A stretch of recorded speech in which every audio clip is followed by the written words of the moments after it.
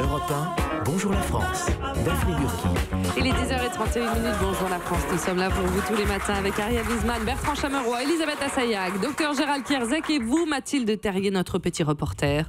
Aujourd'hui, Mathilde, vous avez voulu revenir sur une polémique. Vous avez certainement entendu parler de cette fronde anti-parisien à Bordeaux. Parisien, rentre chez toi. C'était le message d'un autocollant qui fleurissait un peu partout dans les rues de Bordeaux fin octobre pour dissuader tout simplement les Parisiens de venir s'installer. Bordeaux est depuis cet été à seulement 2 heures de train de Paris avec ce nouveau TGV. Et c'était même allé très très loin, non Mathilde, à ce moment-là? Le maire de Bordeaux, Alain Juppé, avait dû intervenir. Voilà. Il était très en colère. Il avait déclaré sur Twitter que ces attaques anti-nouveaux arrivants étaient une honte pour la ville, tout simplement. Et vous, Mathilde, vous avez voulu faire un petit peu le point pour nous, pour les auditeurs. Vous êtes allée à Bordeaux pour savoir comment ça se passait sur place. C'est pas gêné, oui. Est-ce que la fronde est retombée? Alors vendredi, j'ai pris le train direction Bordeaux et une fois arrivé sur place, à la sortie de la gare, j'ai demandé aux Bordelais qui déambulaient devant moi ce qu'ils pensaient des Parisiens. Vous êtes bordelaise? Oui. Je veux savoir ce que vous pensiez des Parisiens à Bordeaux. Oh, bah, ça m'est égal, moi. Ils sont bienvenus, les Parisiens, à Bordeaux. Mais vous avez les Parisiens, bon, j'en ai pas beaucoup fréquenté, je sais pas du tout. Je pense qu'ils pensent que c'est une très jolie ville. Il peut y avoir des Parisiens, effectivement, qui prennent la place des Bordelais. Alors c'est un peu égoïste, mais en tant que propriétaire, ça m'arrange. Ça fait gonfler la valeur de mon bien. En pourcent, je pense que j'ai dû prendre au moins 20% ou peut-être 30% sur la valeur de mon bien immobilier. Donc c'est pas négligeable. Ouais, un peu invasif, mais bon. Bordeaux est en train de devenir un petit Paris, mais est-ce que ça ne l'a pas toujours été? On va pas dire du mal, mais Bordeaux, c'est une province bordelaise. On aime bien notre province, tranquille. Bon, c'est assez mitigé. Oui, il y a de tout. Ce n'est pas non plus la guerre civile. Non. L'accent de la vieille dame est collector. C'est fort, Ariel. Et on le voit, il y en a qui trouvent un intérêt puisque ça fait augmenter les prix de l'immobilier. Alors, malgré tout, il y a une association qui s'est créée pour défendre les Bordelais. C'est le Front de Libération Bordeluche, carrément.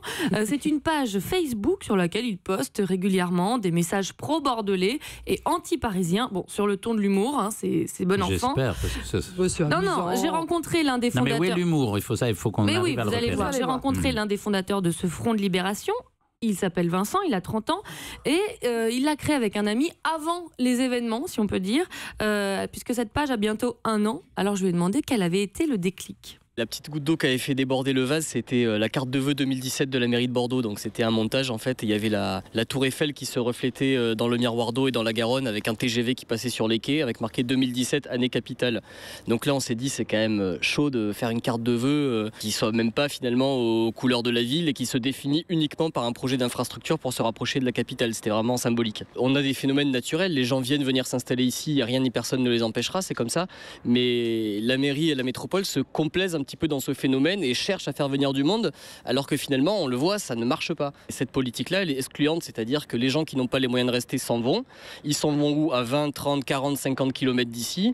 Ils dépensent la moitié de leur salaire dans le diesel, ils passent 2 heures par jour dans les bouchons et au final personne n'y gagne. Donc vous voyez quand même, on passe du buzz médiatique à de vraies difficultés du quotidien. Oui, mais enfin ça c'est pas dirigé contre les Parisiens, mais contre tous les endroits dont la propriété prend de la valeur. Non mais avec le TGV à seulement 2 heures, ça s'est accéléré. Voilà. C'est inévitable. Donc les prix flambent avec ces nouveaux arrivants et puis les quartiers évoluent aussi. Les établissements populaires sont remplacés par de nouvelles enseignes plus chics, c'est ce qu'on appelle la gentrification des villes. Et pour me le prouver, Vincent m'a fait faire un petit tour du quartier. Il m'a amené à Saint-Michel. C'était l'un des derniers bastions populaires du centre historique de Bordeaux.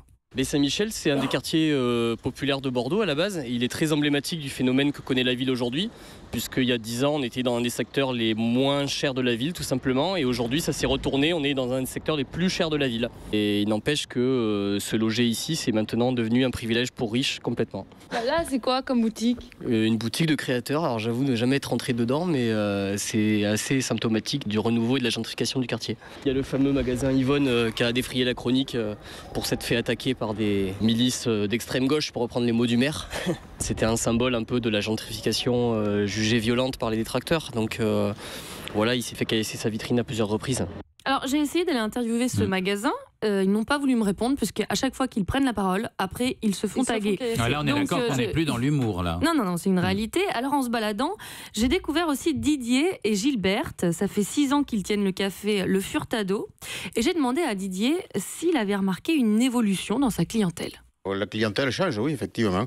Ça sent bourgeoise, disons que le côté populaire, ça va un peu. Vous en pensez quoi, vous, des Parisiens à Bordeaux? Moi, ça me gêne pas. C'est comme ça, on ne pourrait rien y faire, de toute façon. Voilà.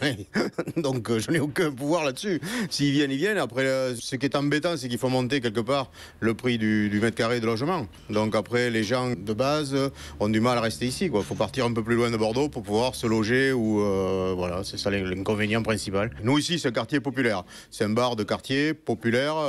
Donc évidemment, c'est pas... Alors il y a une anecdote ici, c'est que moi à 19h30, j'ai fait une infusion pomme cannelle. Vous voyez, nous à 19h30, on boit l'apéro. Donc là, on sent vraiment l'évolution du quartier. On a continué notre balade et j'en ai profité pour demander à Vincent s'il pouvait me faire la liste des arguments pour convaincre le Parisien de ne pas venir chez lui. Et vous allez voir, la liste est longue et ça refroidit. S'il vient juste parce que il croit qu'il arrive dans le sud, avec des guillemets, qu'il va faire des barbecues toute l'année et que sa vie va ressembler à un clip des Frérots de la Vega, il dit qu'il se trompe parce qu'il arrive dans une ville où il y a un tissu économique extrêmement pauvre, où donc en effet un climat océanique assez capricieux. Ouais, il pleut plus qu'à Paris, 950 mm d'eau par an, donc c'est pas mal. Il y a aussi la pression fiscale locale qui est extrêmement forte. On a une des taxes d'habitation les plus élevées de France. Et puis alors, j'imagine que si le Parisien moyen rêve de s'installer, c'est aussi pour être propriétaire. Donc taxe foncière, une des plus élevées de France également, double peine, voilà. Bon, il a bien travaillé sa liste. Moi, quand il a dit Frérot de la Vega, ça y est, j'étais convaincu. Bon, et visiblement, il sait de quoi il parle. Il est 100% bordelais. Alors, j'ai quand même voulu le vérifier. Toi, t'es né à Bordeaux? Non. Non? Tu viens d'où? Moi, je suis né à Aix-en-Provence, mais j'ai pas vraiment vécu. Donc, j'ai grandi dans la banlieue de Bordeaux. Donc, t'es pas vraiment bordelais? De toute façon, vraiment bordelais, ça veut rien dire. Hein. Le droit du sang, ça n'existe pas dans ce pays. Donc, et bordelais, celui qui aime cette ville, qui y a grandi ou qui n'y a pas grandi, peu importe. Mais celui qui souhaite s'enraciner ici et qui souhaite y mener sa vie. Pas celui qui vient y chercher des prestations de papier glacé qui finalement n'existent pas. On taquine, on est passé au tutoiement. Enfin, vraiment, l'ambiance était bonne. Oui, l'ambiance était bonne. Et visiblement, cette polémique, elle a servi quelque chose. Il y a une prise de conscience sur place. Apparemment, les pouvoirs public essaye de mettre des choses en place, comme par exemple un grand plan sur le logement par la métropole. Donc peut-être que ça peut faire bouger un peu les choses. On suivra le Front de Libération. Il y a une tweetos Sabrina qui nous dit « Je suis contente d'habiter à 50 km de Bordeaux. Le plus difficile, c'est la hausse des loyers. Hashtag bonjour la France. » Oui, très bien. On s'est entendu. Vous croyez que c'est un rapport avec la super panne à Montparnasse, là, non? Il y a le rôle de l'association. Ils se sont dit pour pas qu'ils descendent. On va bloquer les trains. Non, mais d'une manière générale, c'est la charge des politiques aujourd'hui de trouver des solutions pour les classes moyennes devant le tourisme et la spéculation immobilière, où que ce soit en France. Et donc, c'est vraiment un challenge de la décennie Vincent qui vient. et son Front de Libération. Tout à fait. Merci Matou. Europe 1.